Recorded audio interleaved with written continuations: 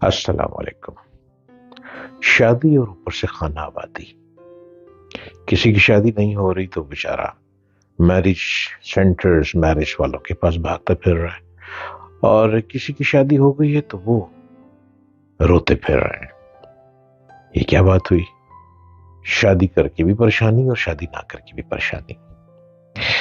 شادی کی مثال انگریزی کے حرف ڈبلیو جیسی ہے۔ اس میں اتار چڑھاؤ آتا رہتا ہے۔ سمجھدار جوڑا وہ ہے جو اس کے چڑھاؤ میں لطف اٹھائے، جب آپ اچھے وقت ہیں تو لطف اٹھائے، انجوائے کرے، اور اتار کے دوران سمجھداری سے کام لے۔ اگر زندگی کو بھی ڈبلیو کی طرح سمجھ لیا جائے اور چڑھاؤ کے دنوں کو اتار کے دنوں کے ساتھ بیلنس میں لے لیا جائے تو زندگی خوبصورت ہو جاتی ہے۔ اب ہوتا کیا ہے، لڑائی اور جھگڑا کب بڑھتا ہے؟ بیوی کو میاں کی بات پسند نہیں آتی اور میاں کو بیوی کی بات پسند نہیں آتی، تباہی شروع ہو جاتی ہے، لڑائی جھگڑا شروع ہو جاتا ہے، دونوں کا انٹرسٹ ختم ہو جاتا ہے، ایک دوسرے میں محبت ختم ہو جاتی ہے، بات کو ایگزیجریٹ کرتے کرتے طوفان باد و بارہ بن جاتا ہے اور گھر تباہی اور بربادی کی نظر ہو جاتا ہے۔ دونوں میں سمجھداری نہیں ہوتی۔ شادی کے لیے بھی کوئی ٹریننگ ہونی چاہیے، ٹریننگ انسٹیٹیوٹ ہونے چاہیے جو کہ شادی کرنے سے پہلے آپ کو ٹریننگ دیں کہ اگر آپ شادی کا شوق رکھتے ہیں تو شادی کو کامیاب بنانے کے لیے آپ کے اندر کیا کیا خوبیاں پیدا ہونی چاہیے، اور آپ جس سے شادی کر کے جا رہے ہیں اگر وہ غصے والا ہے تو اس کے غصے کو ختم کیسے کرنا۔ بہت سے واقعات ہم روز سنتے ہیں، بہت سے لوگ ملتے ہیں، شادی کی اور شادی ناکام ہو گئی، شادی کی اور شادی ناکام ہو گئی۔ اب ایک کپل کی شادی ہو گئی، شادی کے بعد بڑی اچھی انجوائے کر رہے ہیں، ان کے 4 بچے پیدا ہوئے۔ اب 4 بچوں کے بعد بیوی بندے پہ الزام کیا لگاتی ہے کہ وہ بری صحبت میں چلا گیا، اور بری صحبت میں 1 سال اس کو برداشت کیا، دوسرے سال میں جا کر بیوی نے خلا لے لی۔ اب جب بیوی نے خلا لے لی تو بچے جو کہ ماں کی طرف ہی ہوتے ہیں، بچے ماں کی تربیت میں رہتے ہیں، اور مائیں بچوں سے زیادہ قریب ہوتی ہیں، اس لیے بچے بھی اپنی ماں کے ساتھ رہنا پسند کرتے ہیں۔ ماں نے خلا لے لی، ماں خلا لے کر اپنے بچوں کو لے کر الگ ہو گئی، وہ بندہ تنہا ہو گیا، اکیلا رہنے لگ پڑا۔ ماں نے اپنے عدت کے دن پورے کرنے کے بعد اپنا ٹائم گزارنے کے بعد 2 سال بعد ماں نے پھر دوسری شادی کر لی۔ جب دوسری شادی کر لی تو دوسری شادی کا کیا نقصان ہوا کہ اس ماں کی ایک بیٹی تھی، 3 بیٹے تھے، وہ جو اس کا ہسبینڈ تھا وہ اس کی بیٹی پہ نظر رکھنے لگ پڑا۔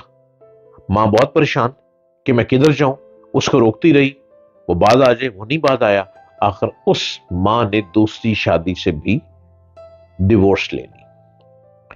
اب ماں اپنے بچوں کو پالنے کے لیے کیا کرتی؟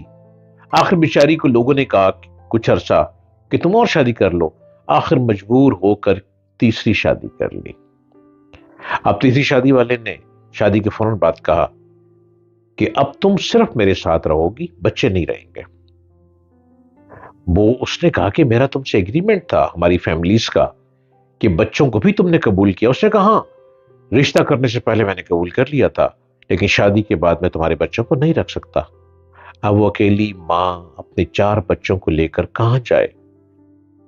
تو کیا یہ پاسبل نہیں تھا کہ اگر اس عورت کو کوئی سمجھا دیتا، اس کے ماں باپ ہی سمجھا دیتے، بہن بھائی سمجھا دیتے کہ پہلے خاوند سے تمہارے 4 بچے پیدا ہو گئے، اب وہ 4 بچوں کے بعد اگر وہ ایڈکٹڈ ہو گیا ہے، اگر وہ کوئی برائی کی طرف چلا گیا ہے تو اس کو کسی اچھی کاؤنسلنگ کے ذریعے ہٹایا جا سکتا ہے، کسی اچھی صحبت اس کو دے کر اس کو اس برائی سے ہٹایا جا سکتا ہے، بجائے کہ تم اس سے خلا لے لو۔ اب وہ پہلا خاوند پھر یاد آنے لگ پڑا، بچوں کو اپنا باپ یاد آنے لگ پڑا، اور باپ اسی طرح تنہا تھا، اس نے کوئی شادی نہیں کی۔ تو غلطی عورت کی نہیں ہے، غلطی مرد کی نہیں ہے، غلطی اس معاشرے میں رہنے والے لڑکی کے والدین، لڑکی کے عورت کے بہن بھائیوں کی ہے جو اس کو اکساتے ہیں کہ تم پہلے اس سے ڈیورس لے لو، اس میں لوگ ساتھتے ہیں کہ اب تم کیا زندگی کیسے گزارو گے، ایک اور شادی کر لو، پھر وہ شادی ناکام ہوتی ہے، پھر اکساتے ہیں چھوڑ دو اس کو، پھر ایک اور شادی کر لو، پھر شادی کامیاب نہیں ہوئی، پھر اکساتے ہیں اچھا یہ ایسا نکلا اب کیا کریں۔ اپنا دماغ کہاں گیا؟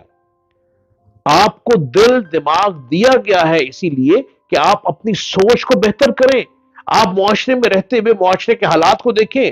زندگی ایکسپیرینس ہے، لائف از بیسٹ ایکسپیرینس۔ آپ زندگی گزار رہے ہیں، آپ ایکسپیرینس سے گزر رہے ہیں، آپ نے اس ایکسپیرینس میں رہتے ہوئے اپنے 4 بچوں کو پالنا ہے، اس بندے کی عیبوں کو چھپانا ہے، اس کی برائیوں پہ پردہ ڈالتے ہوئے اس کی کاؤنسلنگ کرنی ہے۔ اگر وہ بہت برا ہے تو بچوں کے ذریعے کاؤنسلنگ کرنی ہے، بچوں کو اس کے آگے کھڑا کر دینا ہے محبت کے ساتھ، بچے روتے ہوئے محبت کے ساتھ اپنے اس برے باپ کے سامنے جب کھڑے ہوں گے اور اس کے سامنے روئیں گے دھوئیں گے، وہ باپ آخر باپ ہے، وہ ایک نہ ایک دن نرم ہو جائے گا،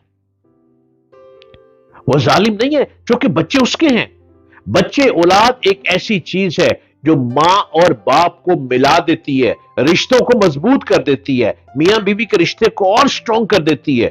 اسی لیے لوگ کہتے ہیں کہ اولاد ہماری فوراً ہو جائے، اولاد رشتوں کو کم مضبوط کر دیتی ہے۔ اب ایک دم اگر لوگوں کی باتوں میں آ کر عورت خلا لے لے اور خلا لینے کی بات بربادی میں چلی جائے، ہر بربادی دن بربادی کی طرف چلا جائے، تو کیا پہلا خامد اچھا نہیں ہے جس کے اپنے بچے ہیں وہ انہی بچوں کے ساتھ رہتے ہوئے اس بندے کی کاؤنسلنگ کر لے، اس کو سمجھا دے، بچوں کو کھڑا کر دے، محبت کے ساتھ پیار کے ساتھ روتے ہوئے بچے پیر پڑ جائیں کہ ابا برائی چھوڑ دے ہماری زندگی برباد ہو جائے گی، وہ باپ ہے، ایک نہ ایک دن وہ برائی چھوڑ دے گا۔ اس کو معاشرے نے برا بنا دیا، اس کو نہ جانے اس کی صحبت نے برا بنا دیا۔ ہم نے مل کے چلنا ہے۔ جب بیوی بن کے گھر میں آ گئی تو بس وہی اس کا گھر ہے، اچھا ہے یا برا ہے وہ اس کا گھر ہے۔ اور پرانے وقتوں میں کتنے اچھے رشتے کامیاب ہوتے تھے، اب جدید زمانے نے رشتوں کو توڑ کے رکھ دیا ہے۔